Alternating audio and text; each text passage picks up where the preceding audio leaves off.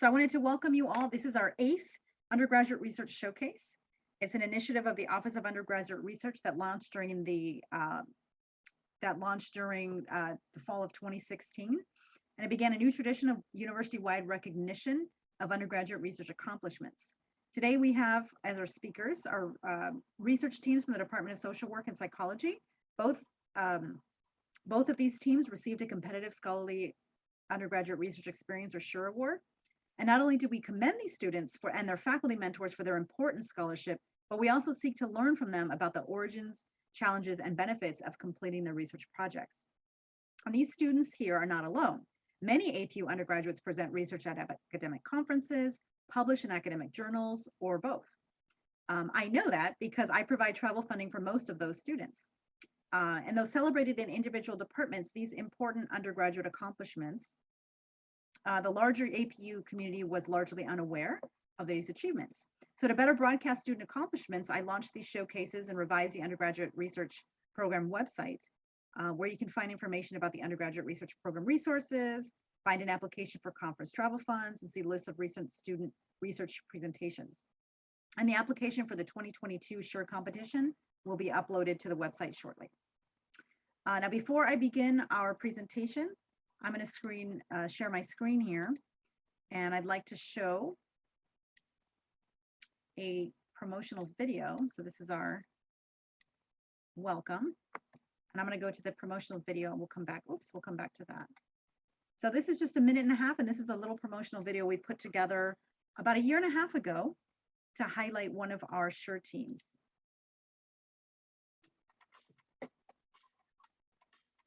The Scholarly Undergraduate Research Experience, or SURE, is an annual competition that awards funding to undergraduate research projects guided by full-time faculty mentors, with the expectation that recipients will disseminate their scholarship at an academic conference or in a scholarly publication, and our past SURE recipients have had great success in both groups.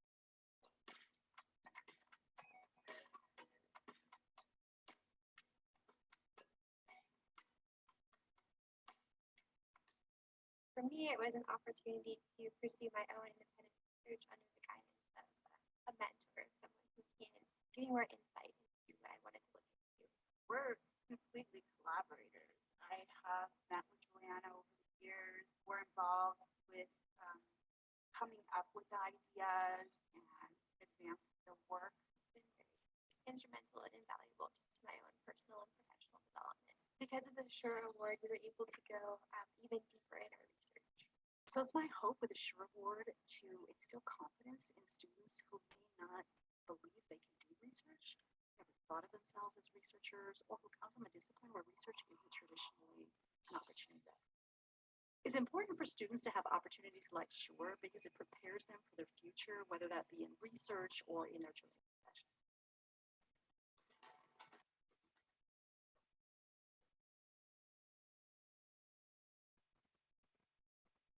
Great.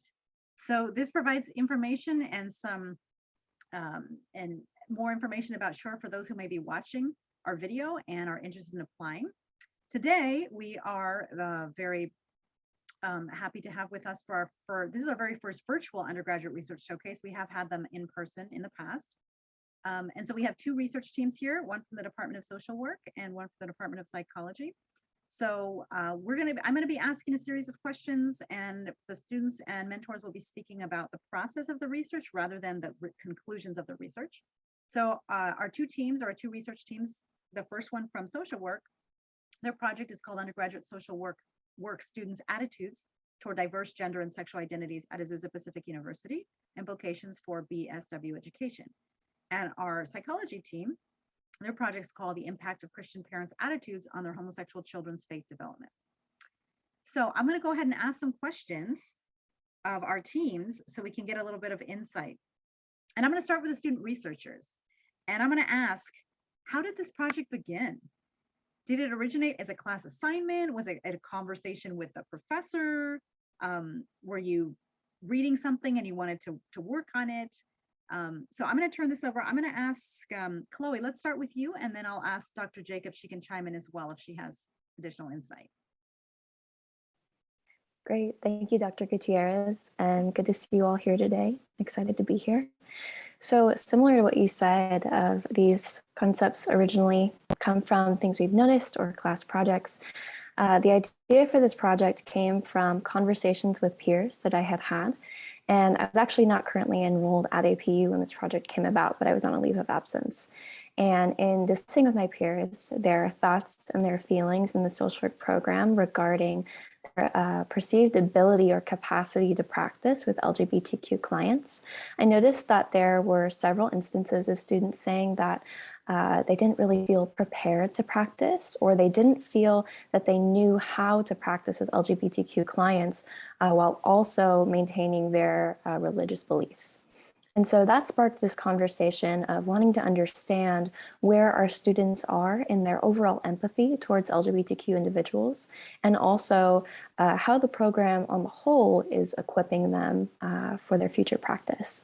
So originally this project, as you'll see in the title, it was reflective of worldviews and attitudes, but we pivoted towards more of an empathy understanding of wanting to gain an understanding into how students perceive their role in social practice through an empathetic lens. So that's a little bit of how it originated, and as it's evolved, it's definitely been spurred on by continued conversations between students and my peers. Great, thank you. Dr. Jacob, do you have anything to add about how this project came about? Just very briefly, and we can talk more about it later as well, but it was purely, Chloe and I happened to connect over the summer. Like she mentioned, she was taking a leave of absence, and we were, and the Sure Grant application came up around the same time. And as you get to know your students, students who would benefit from this experience. And so it was one of those, perfect the timing worked out. I was like, Chloe, you should apply for the Sure Grant. And then it became a conversation about what she might be interested in and what would be something that she could pursue over the course of her senior year. So very organically, but through those conversations. So it wasn't anything very pre-planned or anything like that, but very spontaneous. And we took it off from there. Yeah, oftentimes that's the best way for research to sort of develop organically. Yeah. Moody, do you want to share with us your experience about the origins of your project? Yeah, sure. Good morning, everyone. Nice to see you all from my end, which is China. And can you hear me well? Okay, awesome. So this idea first came from a class assignment. I remember it's called Child Growth and Development, and it was a discussion post, and the professor gave us 2 questions and we can choose either one of them to answer.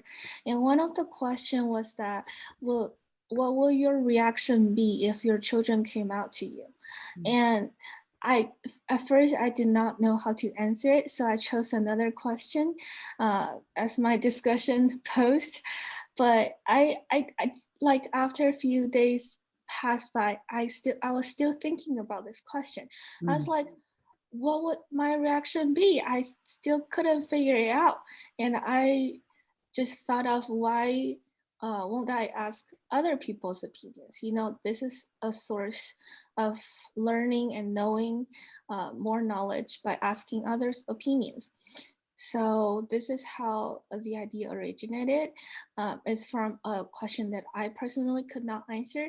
So I want to see how other people's feeling or answers might be.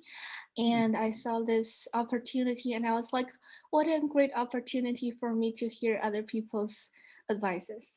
So I contacted Dr. Shelton, and then he I'm super glad that he said yes to my research proposal to collaborate together. And yes, there are some alternations, because at first we wanted to ask parents who actually have LGBT children, but then we figured out it might take too much time, or it's too hard for current research basis. So we changed it to ask people as like the participants to think about the scenario and record their own reaction. And that way it's easier to collect data because the population is bigger. So that's what we did in the beginning, and there's a little change in the middle as well. Thank you. Dr. Shelton, do you have anything to add about the origins of the project? Was this an assignment in your class or it was a No, different? it was actually a someone else? different class. Was it Dr. X's class? I think it was another professor, but it was asynchronous, so Oh, I okay. couldn't recall the name. I'm so sorry. No, that's okay. So Moody had done this project for another class, and then I think you approached Dr. Eck about how can I do this research, and Dr. Eck, I had done another study a while back with some students a few years ago, just asking for like students, LGBT students' sense of belonging at Christian campuses. And so Dr. Eck told Moody, oh, you should ask me to do it. And I hadn't heard of the SURE program actually. So I think I found out as Moody was approached me. So I was really impacted by her kind of both from a research perspective, but also from an integrative, like psychology and her Christian faith perspective. And as she's pursuing graduate training, these are kind of questions that emerge from her really practical piece, but also wanted to answer them empirically. So I know we'll get to the like process of this, but yeah, we had to kind of reshift that quickly because Moody wanted to do this, approach families and talk about attachment. And I was like, well, you have the summer to do it. Right. That's a really difficult population to access. So Yes, I anyway. do recall reading that in the midterm progress report about the shift away from asking the parents to asking a broader population. Yeah. It sounds right. like a sound decision. Yeah. Students, I'm going to ask you now if you can talk about the ways that you might have disseminated your research. Some of you may have presented at conferences already or plan to. So I just wanted to get your input on that. Moody, why don't we start with you? Yeah, sure. So our research project is actually we'll be presenting on WPA, which is the Western Psychological Association. And I just got an email this morning, actually. It told me that the time slot that they assigned for me is April 29th, which I'll keep in touch with my research team and inform them about this detail. So yeah, there will be a conference for us to present our posters and our findings. And currently, Dr. Shelton, Dr. Eklund, and I are working on the manuscript, which I need to work on that for them to review, obviously. And I also talk about my research with several friends of mine. And one of them actually is a journalist student who is studying in Wheaton, and he's very interested in it. So I don't know, maybe we'll collaborate in the future and like more publicize it. So that's what I've done to disseminate my research project so far. Great, thank you. Chloe, how about you? Yeah, thank you. We were recently accepted into the annual conference for the Association of Baccalaureate Social Work Program Directors. So we'll be looking forward to that coming up in March. And then in April, looking forward to the National Council on Undergraduate Research Conference. So it'll be exciting. And we just recently submitted our proposal to the Council on Social Work Education coming up in the fall. And also we are looking to apply for the National Association of Christian Social Workers Conference.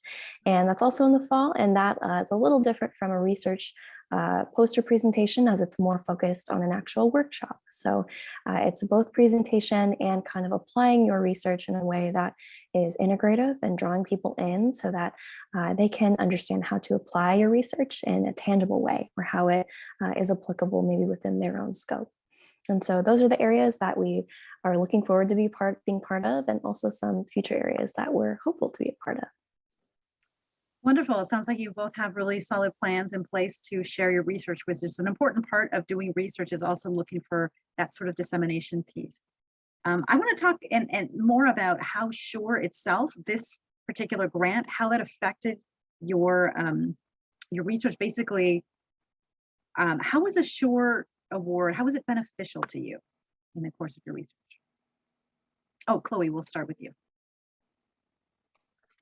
Yeah, I think that Dr. Gutierrez, what you mentioned earlier about how the Shore Grant empowers students, or how the desire from even our sharing our research here in showcases like these motivates students to understand that people are rooting for them. That's a huge piece of the grant. And there's the deeply rooted desire I think students have to learn and to feel that they are able to contribute. And so something like the Shore Grant recognizes that and says, yes, you matter. And yes, you're not here just to take in, curriculum and spit it back out. You're here to develop something new, and you're here to actually contribute to the education that you've been receiving from. And so I would say it's motivating, it's inspiring, but most of all, it's empowering. And especially with the fact that the Shore, really empowers students to pursue creativity and innovation. Mm-hmm. And so finding the avenues that they want to see themselves represented in, or they want to see others around them represented in within their research. And so it's something that I think is motivating both internally, but also externally. And so because of that, I would definitely say it's been a highlight of my APU career. Oh, that's so wonderful to hear. I'm so pleased. I really enjoy this program and funding this program and hearing from students. So thank you so much for giving us that really good insight on how this has affected you. Moody, what about you? Yeah, so I want to share from 3 aspects. The first one is a very practical one, which is the graduate school application. And I was able to add this experience in my CV. And I think because of this experience, my resume, it turned to a CV because it's longer than I thought. And it really, I don't know how the admission committees think, because I'm not done personally, but I strongly believe that this added to my application, it made me stand out from other applicants, because, as you mentioned, not every undergraduate program has the opportunity to provide their students with a chance to do research at their early college years. So this is the second point that I want to mention, is that it allows students to do research, like valid research, when they're still undergraduate students. And as you said, like most students, they get hand-on about actual research experiences when they're in graduate school. But having them doing it earlier makes them know the process better and know what to prepare for, and have that experience already before they enter graduate school. It's definitely a bonus, or it's definitely one of the strongest points that the schools will take into consideration. And the third one is the research skills, because I think I want to mention this later, but I just want to bring it up here as well. Is that the professors walked us through the process step by step, and this is a really valuable experience, because where can you find a one-on-one or even two-on-one professor to students on one single research, and they just teach you everything, and the areas that you're good at, and the areas that you still need learning about it. So it's a really holistic way of learning to let you examine your own ability and know which areas you need to study more, which furthermore helps you to prepare for graduate school. Right. Learning by doing and understanding what you're going to commit to if you do decide to go to graduate school, or you decide upon a career in this discipline. What does that look like? What does it practically look like for you? What does research feel like? Many times research, when we begin research, as we've already discussed, we might fail in our original intention because we need to go a different direction, and then we realize that we uncover something unanticipated. And that's sort of what I've always enjoyed about research, is the unexpected discoveries. And it's not just the discoveries about the research itself, but you discover things about yourself, and you need to push through frustrations, disappointments. Maybe you become stuck, and you can't get out of thinking about your project in one particular way. So doing research and having that experience, especially as an undergraduate, you begin to learn about yourself, and you can come into graduate school with a stronger and cleaner sense of what you would like to do. And I think graduate programs really appreciate when students have a clear sense of where they would like to go with their research, and also have some experience and some training in that research. So thank you both for sharing how this has been beneficial to you. I'd like to turn to the faculty mentors and ask you to discuss some of the benefits of working with undergraduate student researchers. Many times in larger institutions, faculty might work with graduate students with dissertations and sort of larger projects, but this is a different experience with working with undergrads. So what do faculty gain when mentoring an undergraduate in research? And in what ways can students in your discipline seek out opportunities to conduct research with a faculty mentor? Dr. Shelton, we can start with you. Sure.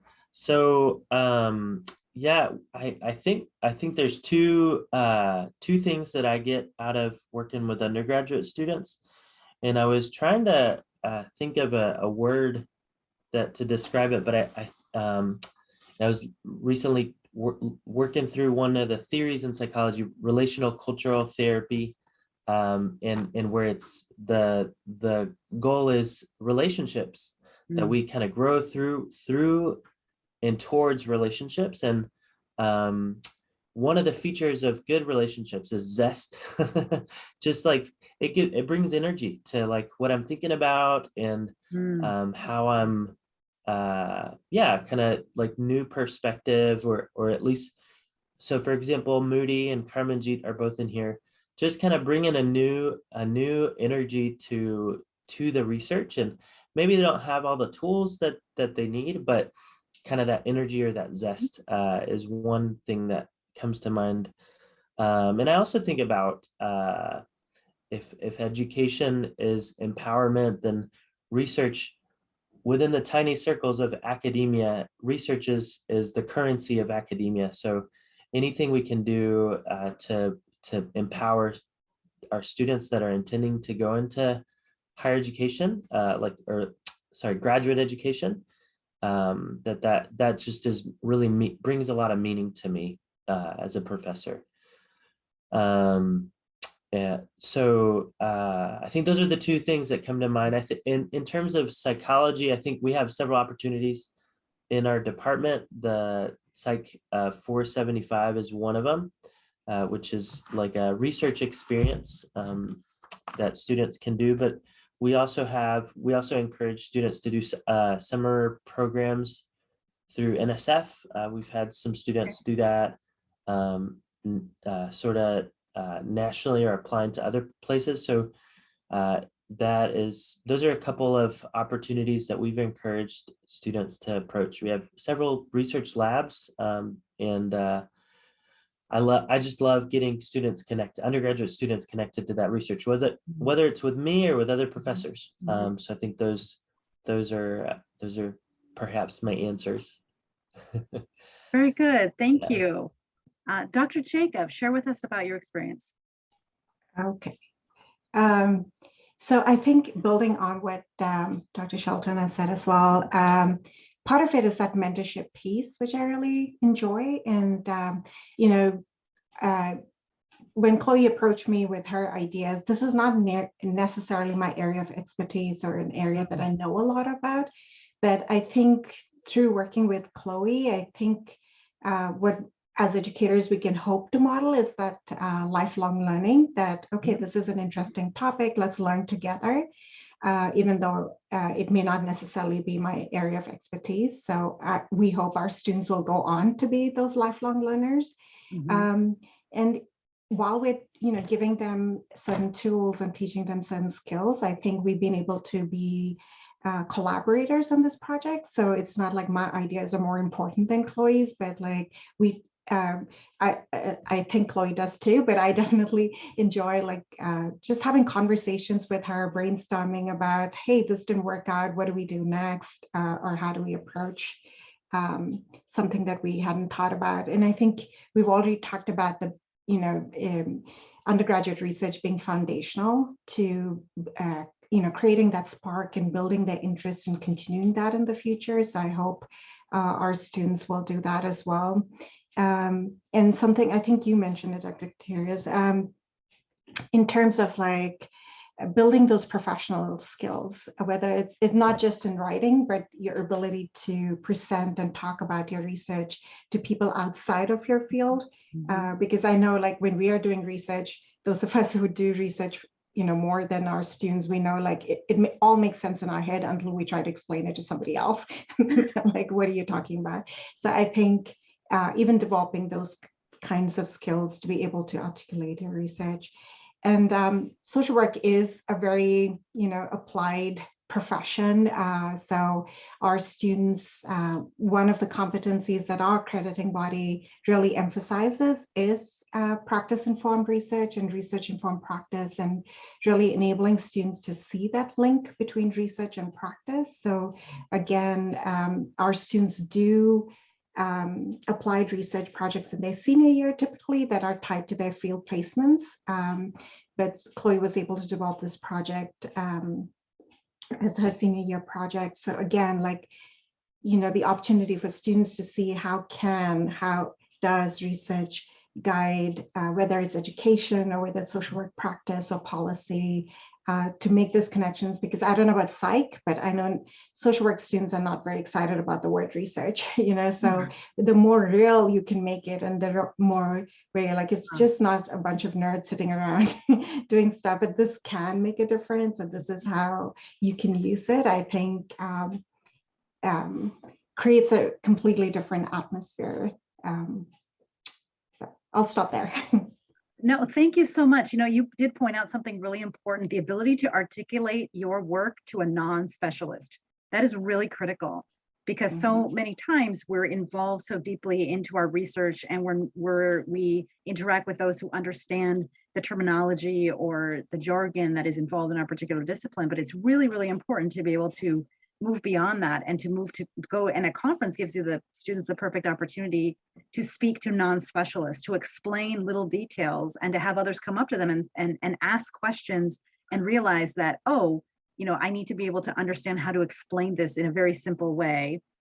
I know when we were in graduate school, most of us had our dissertation advisors tell us you had like the 60-second dissertation blurb, and then maybe you had a 30-second one. If you were in an elevator ride with a senior scholar, you needed to be able to say your research in 30 seconds. So this gives students that really important skill of being able to interact with those who are non-specialists, and be able to relate to them and have them become passionate about their work by hearing what they have to say. So that's really important. I wanted to ask the students, what was your biggest challenge during this particular research project? I know you've mentioned a little bit, but if you could go into maybe greater detail about what did you struggle with the most? Moody, let's start with you. Let me think. The thing that struggles me the most is probably sending out surveys. I mean, Dr. Shelton and I, and Dr. Eklund as well, we chose the scales together, and we selected the items, and we put them into a survey. But before sending them out to 300 participants, we had to do some flight test. Okay. And I was so inexperienced, because this will be my first time actually sending out surveys as a researcher. So I put the link where the participants can get called before the last question for those tests surveys, and obviously the participants' answers are incomplete because we lost some data because of my place of the questions in that survey. But gladly, we only send out to like a controllable number of people. So we were able to find this error out and fix it. And so the final version that we sent out, I put the link at after the last question. So we were guaranteed to have some valid answers before they, submit it. So yeah, I feel like integrating what I've learned in class, but doing it by, on your own and actually practicing what you learned. Like the knowledge is transferred into the action and then you can actually see the results of the action. So psychological knowledge and technique softwares are probably the most challenging thing that I met in the process. Wow, that's a really important lesson. And it's good that you learned it when you had a faculty mentor and you had, like you said, a control group, and you stay calm and you redo the, the part of the survey. But these things happen. We are human and we sometimes make mistakes. So that's good that you had that experience and you can push through and you can fix the problems and continue with the research. Thank you for that. Chloe, what was your biggest challenge? Yeah, Moody, I think I can relate to you. The surveys are difficult. And I think especially the process of developing our own survey that was intending to capture something like empathy, which is kind of a theoretical abstract concept. So it came with that question of how do you quantify that? How do you define that? How do you link it to things like word use or to something tangible like skills? And so that was a long process of collaboration, not only between Dr. Jacob and I, but also with Dr. Trammell in the MSW department and with her research assistant, Ryan McCune. And so working together and trying to understand, how do we define these theoretical ideas and make them relatable to someone who might have no background in understanding concepts such as this. And I think additionally, it has to do with the fact that we are still in the pandemic. We are used to being online, and that has made people tired. And so getting responses to surveys can be difficult because people are oversaturated with emails and with Zoom and with just the virtualness of our reality. And so definitely getting responses back, I think, was challenging. We started with our overall sample size of the BSW cohort, which is about 89 enrolled individuals. And the maximum sample size that we received was around 36. And so gaining that involvement within the survey was a challenge, but it was also, I think, humbling, because you realize that you can have this really great idea and it means so much to you, but that doesn't necessarily mean that someone else is going to think it's the most amazing thing ever. And so you have to strive for that as well. You have to go out. And so being in part of classrooms and sharing and presenting and talking to peers to get them involved was also part of that. And it was a humbling process, but it was also an educational one. Yeah, that sounds like a really important lesson too, to learn about how much work you need to put into something when you think it might be something simple, like, oh, here's the survey, let's send it out. Well, you have to go and you have to try to reach people and convince them to apply. I mean, there are all sorts of unexpected things that come into research. I recall once I was in Mexico doing my research at archives, and in Mexico, one of the archives had this very temperamental person in charge who sometimes would show up, sometimes wouldn't, sometimes would open for 1 hour, sometimes for 3 hours. So every day there I would sit right outside of the archive every morning from 9 a.m. waiting to see if this person would show up and let me in and how many hours I would get. It was also a situation where one time he led me to the back where the materials were. These are 500-year-old colonial materials, and they were thrown in corners and stacked all around with dust and wind. Oh my gosh. So, there are lots of, and I thought, look at the material that we could be using, but it's possibly, deteriorating. So there are unexpected things that happen. Maybe you can't get into an archive that you need. Maybe you can't access software. Maybe you can't, so you have to think ways around it. So there are always those, and so it's a really important lesson to learn to be humble, because that is true. We might think these are great ideas and we have these great answers. 3 people in the world might care. And it doesn't mean it's not worth pursuing. These are important ideas, and maybe with more networking and dissemination of our research, more people will care, because these are important ideas, right? So that's so thank you both for talking about some of the obstacles that you had. I wanted to ask the two of you before we open up to the floor for questions, the student researchers, is there any advice you'd like to impart to students who are listening, who might want to engage in research? Moody, do you want to start? Just to clarify, is this for the students who want to apply for SURE funding or want to do research? Those who will be watching the video. Do you have any advice? Yes, my first advice will be go for it. It's not terrifying at all, I promise. um, like the all you need to do is come up with an idea. It doesn't have to be very thorough at the beginning. It doesn't have to be excellent because ideas always develop itself within the process. So all you need to do is be curious about one thing, and it doesn't have to be specific either. You can narrow it down along the way. And then the challenge thing is that you uh, will be responsible to find a really good professor like Dr. Jacob, Dr. Shelton, and Dr. Eklund. But I'm sure that in APU campus, there are plenty of awesome professors who will be gladly helping their students to do their research.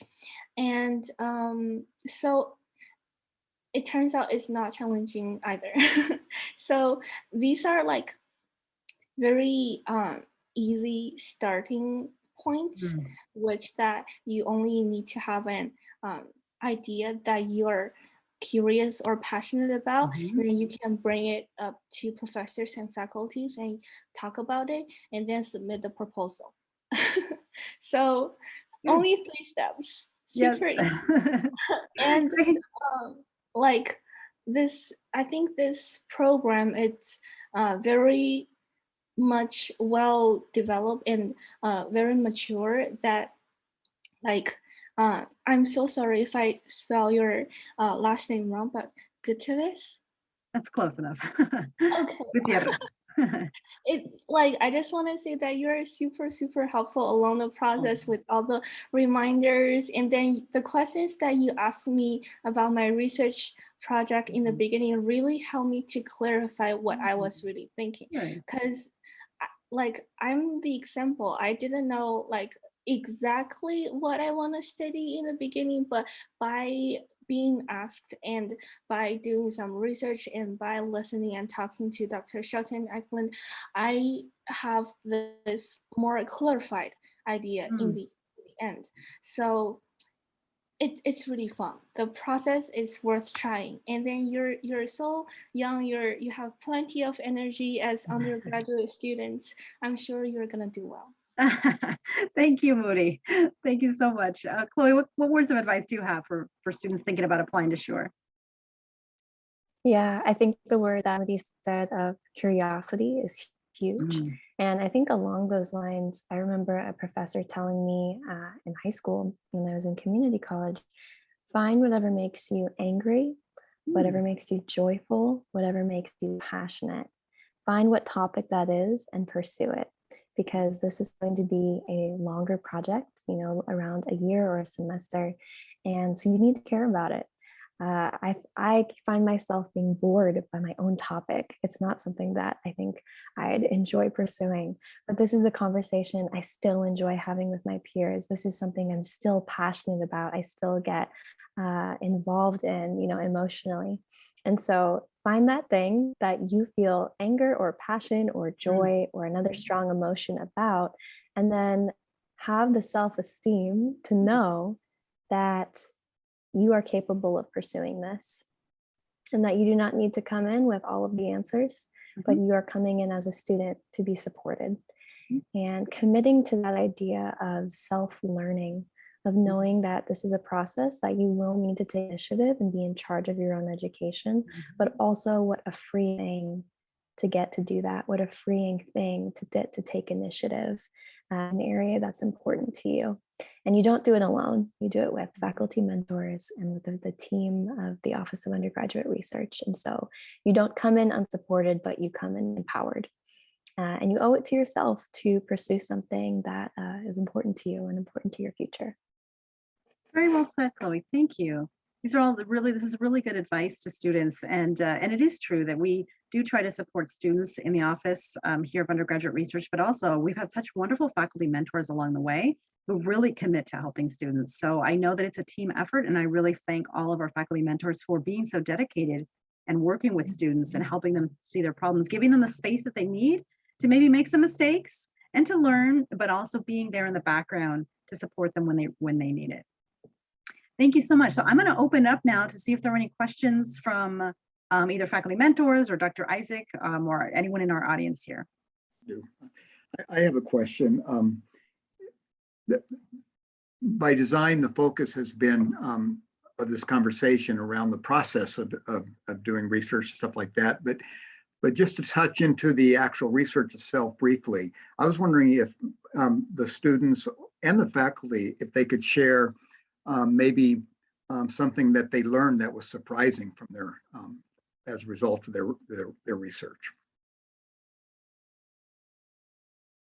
Or could you have anticipated the whole thing and it just played out the way, in other words, the answers to your questions played out just the way your intuition said it would?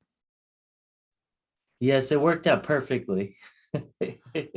Just kidding, it did not. One of the problems that came up with our project, Moody, was we expected a pretty equal balance of Christian participants and sort of non-Christian or maybe not practicing Christians. And our sample came out to be quite a bit more Christian than we thought. So we had to kind of pivot some of the questions. Yeah, kind of after we got the data back to answer those. That was one of the issues. I don't know, Moody, if you want to talk about something that surprised you. Yeah, there are quite a few. First of all, like, and this will be regarding the results or the findings of the research, because I was expecting to see that, you know, maybe there will be a difference between LGBT people, Christian, like people who are exclusively straight and people who are mostly straight, but it turns out like from their responses that both LGBT people and exclusively straight people think that the parents in the scenario are very accepting. Like the more religious they are, the more they view the parents in the scenario more accepting towards their coming out adolescent child. So I was hoping to see like there's a difference between these three groups, but it seems like there's a trend of like the more religious you are, the more accepting you view the parents. And also like the answers or the skills that LGBT population and exclusive straight people are having like similar traits, but most straight people, it has the most diverse answers that made their results like stood out. So these are something that I didn't expecting to see, but I'm glad to see it because, you know, it means that there are areas to talk about, like why do these patterns show? Why do mostly straight people think this way? Like these are valuable questions to ask. Also, I'm really glad to see that the participants think that if the parents and children have like more trust in their attachment, their LGBT adolescents will stay in faith after a long time, like after years of after coming out. So I feel like people generally think that a good relationship between parents and child can lead to a steadfast religious development, regardless of their sexual orientation or what's like came up to them. So that's something that surprised me and something that it really made me interested to see as far as on my point. Yeah, that's very interesting, and some of that is not expected. Yeah, that's very interesting. I can relate to and Dr. Shelton as well. I think our research took a similar route of we had theorized originally that students who perceived themselves to be very religious, that would impact their level of empathy towards LGBTQ individuals, or that it would impact their perceived ability or readiness to practice with LGBTQ individuals. So we were originally coming at it with a correlational understanding of if a student rated themselves as being lower on the empathy side of things, they would also feel more of a conflict between their ability to practice with the client. However, what we found was that the majority of our sample rated themselves as being very empathetic, and they found that they reported that they would not foresee having a conflict with an LGBTQ client due to their religious beliefs. That was the majority as self-rating. But combined with that, there was a smaller or more evenly distributed group of people who said, I may be very empathetic, but I don't feel necessarily prepared or equipped. So it took a much different direction than what we anticipated, which definitely led me to maybe challenge some of my own predisposed notions or assumptions that I had made about these topics, and also has taken our implications for BSW curriculum in a different direction.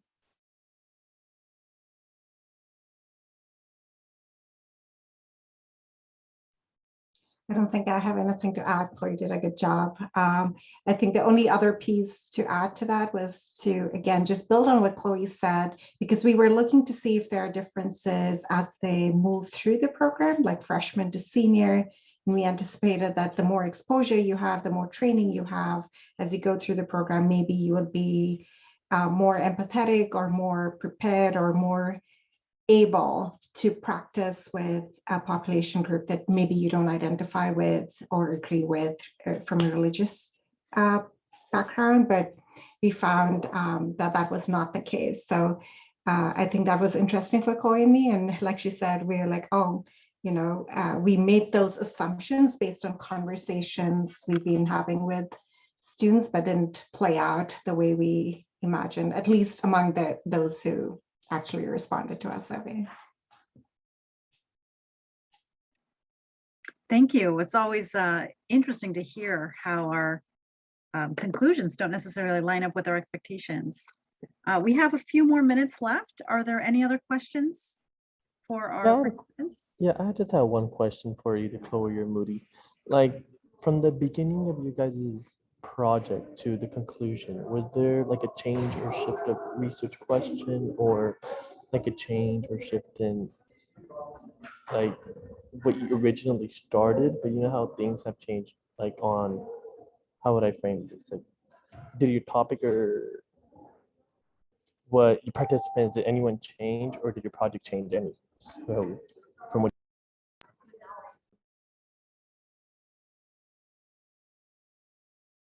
Yeah, I think our project did, especially in the development of this survey, that was a long work in progress. Particularly, I think something that we wanted to do really well was when we were asking demographics questions. We wanted that to reflect people's identities. And what I noticed originally from coming from my background of I'd been part of surveys or research I'd read was that often when you're asked to fill out a demographic section of a survey, in terms of gender, the options are usually male, female, and other. And so originally that was kind of where I was tending towards, because that was my framework for understanding how people would identify. But as I read more research and as we worked in collaboration with others, we understood that that can be very limiting. And if we are asking a question about students' empathy towards LGBTQ individuals, it would not be very empathetic of us in our survey to come off as exclusionary.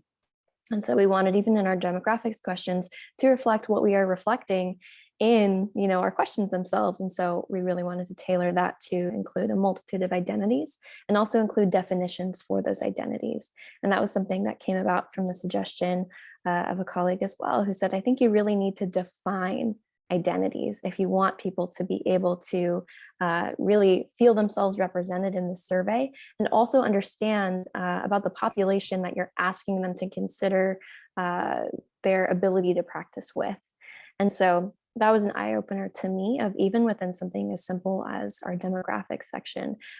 We do have some work to do as a scholarly community and being more inclusionary, understanding that people come in with different frameworks of understanding LGBTQ. And so we want to bring them into that by helping them understand rather than just operating out of ignorance or assuming that they'll all know. So that was one area where we definitely made some progress. And I think in general, just the concept of trying to understand how do you define empathy. And we zeroed in on the idea of cognitive perspective taking, which has kind of been noticed within scholarly research as being the type of empathy that involves consciously putting yourself in another person's shoes, so to speak. And originally I had thought of empathy as you just feel another person's emotions or you sit with them in there. But we wanted to take the conscious perspective as well, because we felt important that that's a skill that can be developed, not just something that's inherent to you. So we were learning as well about the topics that we wanted to learn about in the development of our survey. But if you're having to write into the survey definitions and stuff, it seemed like it would make the survey long. And you know, people go to the survey, it's like, let me do it in 5 minutes. But if they got to start reading a bunch of definitions, or was there like a little bit of tension there in terms of how to balance that? Definitely. And definitely with the student population in particular, I think you're looking at a shorter attention span. And so because of that, we really tried to keep the questions as concise as possible, making sure we never had any double-barreled questions, but they were just really zeroed in. And so, but what came about that was that rather than seeing a lot of students choosing other as their preferred identity, we found identities that were chosen that I would have never anticipated, or we specified a certain identity that from my own interaction with students is not something that I necessarily see people talking about on campus. And yet that was represented within the survey population. Wow. So that was very interesting to me to see when we give people the opportunity to identify themselves and also understand maybe what they're identifying with, it gives them some autonomy in something as small as a research survey. So we definitely had to balance that out, but I think it balanced out well. And I think related to that, Don, I think we were really talking about, we anticipated a lot of students are not necessarily familiar with all the terminology. So even if you're asking them, do you feel empathy for, they, all these terms may be things that they're not fully clear, and I don't know what exactly that means. So without providing paragraph worth of definition, it ended up being just like in parentheses or brackets right by the term, like this is what this would mean. But yeah, we went through quite a bit of discussion about like how much of this do we want to include or not include and not overwhelm the person.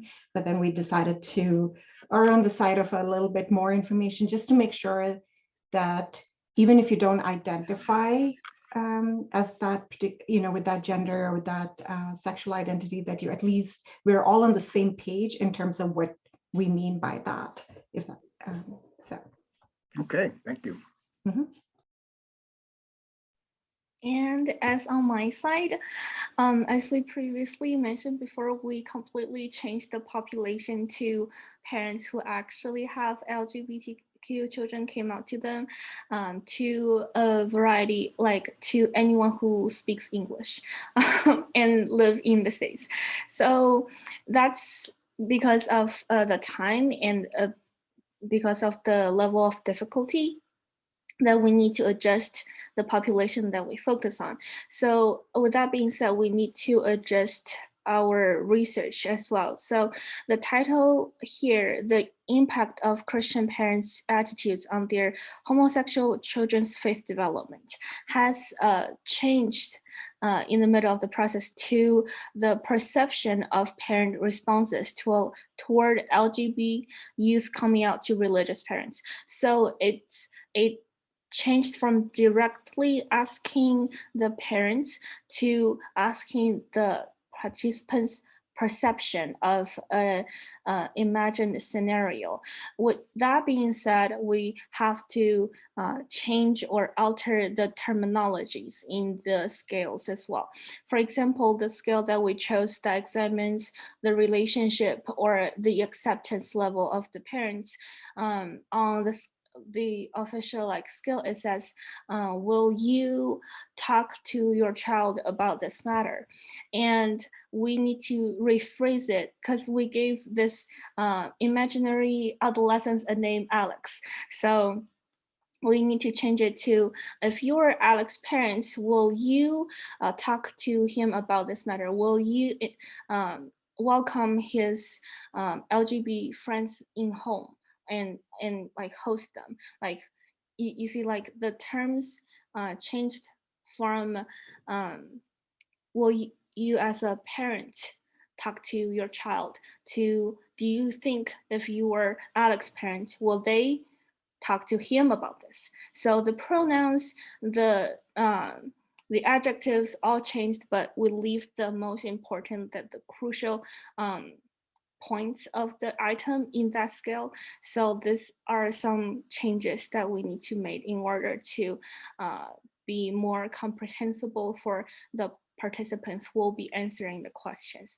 And for the length of it, yes, we did put that into consideration because one of the scales, it has a 5-item version, a 10-item, and 15-item.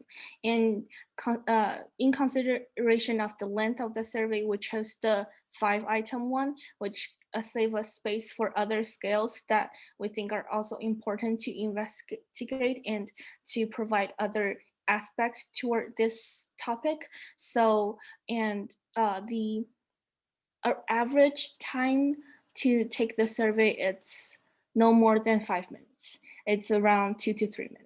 So yeah, a lot of alteration, a lot of little changes to make it more like easier survey, but also includes everything that we want to ask. Thank you so much for sharing more details about your projects. This has been such a fascinating conversation, and we've already reached 3 o'clock. So we're at the end of our time, but I want to thank you all so much for agreeing to come to join us today to talk about your research. I look forward to hearing more, perhaps hearing from you if you apply for conferences. For those who are watching, as Director of Undergraduate Research, I can provide up to $500 of conference travel funding for undergraduates who are accepted to present their work at an academic conference. I am also the primary contact for the SURE Award. If you have any questions, you can email me directly, and the information was on that promotional video at the beginning. Thank you so much all for your time, for joining us. And I look forward to having a new influx of SURE applications soon. Take care.